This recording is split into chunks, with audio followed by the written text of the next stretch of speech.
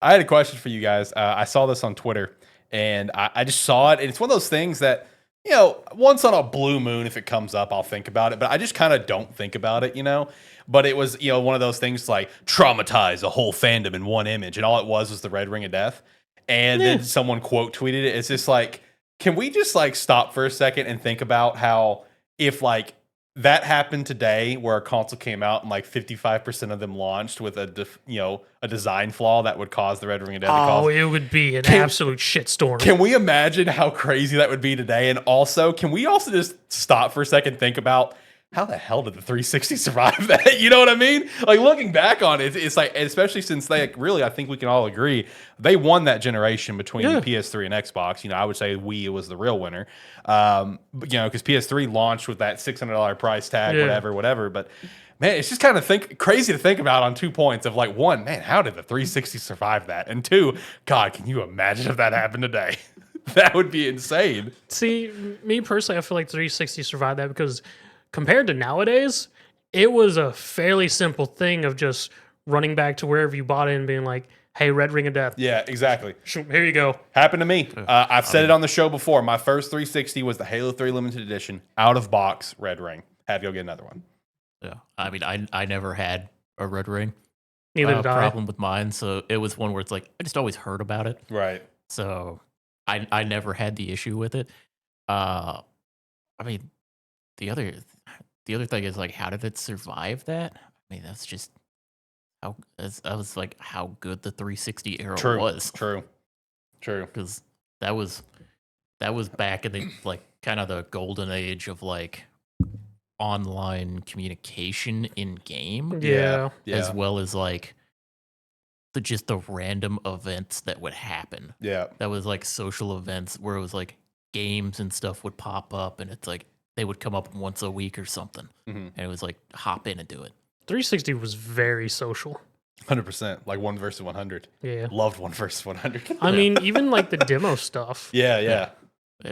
It's like it had so much going for it. Yeah, it was like people were like, if they red ring, they were like, well, I got to get this fixed. I got to get another one. So it was an immediate issue. It wasn't I'll deal with it tomorrow. It was like, I got to get this done. I got to get this fixed. Yeah. No, because like that's like in terms of like it surviving, that's what I think about. It's just the era that it was and how good the 360 generation was.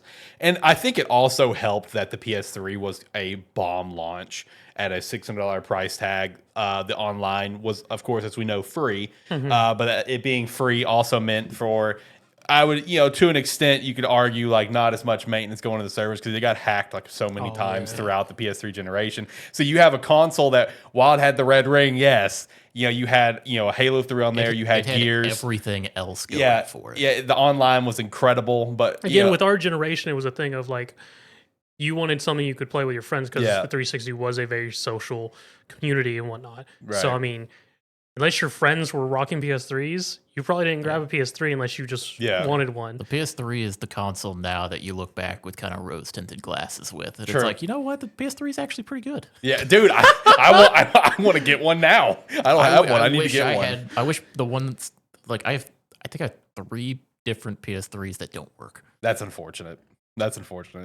No, dude, I want to get a PS3 because, man, the catalog for it's insane. I was about to say, what a good catalog. I had my 360 for my multiplayer games. I had my PS3 for all my RPGs. Yeah, that was basically it. It was like the longer the generation went on, it was one where it was. I mean, it's kind of the same way with the generation after it, where I switched over to PlayStation, where it was the longer the Xbox 360 and PS3 generation went on, it was like I started with 360 when I finally had the console. It was all about it.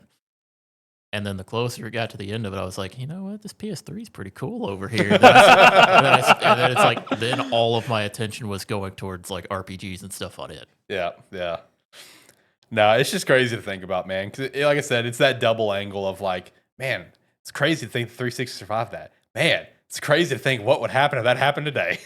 It would be an absolute shitstorm. Man, just the day on Twitter would be great if that happens to anything today. The number one trending thing would just be red ring. Yeah, dude. Oh my Lord, the conversation online would be so loud. There would be so many different discussion boards, so many different YouTube videos, probably actual news networks would actually do an article on it, do a segment about it. Just crazy. Just think about how that reception would be to it compared to what we get now with the Series S not being able to keep up with games and people struggling to put games on Xbox because of the Series S. Yeah. Imagine that, but replace the S with console brick. Yep. Oh, brother. It's just crazy to think about, man. Like, it's one of those things, again, you don't think about it often, but like when it pops up like that, it's just like, huh, man, that's a good point. So I don't know. Shout out to that, man. Rest in peace, my Halo 3 Xbox 360. That is still a console that one day I must get. I must get that console one day to fulfill what I was supposed to have and did not get, unfortunately.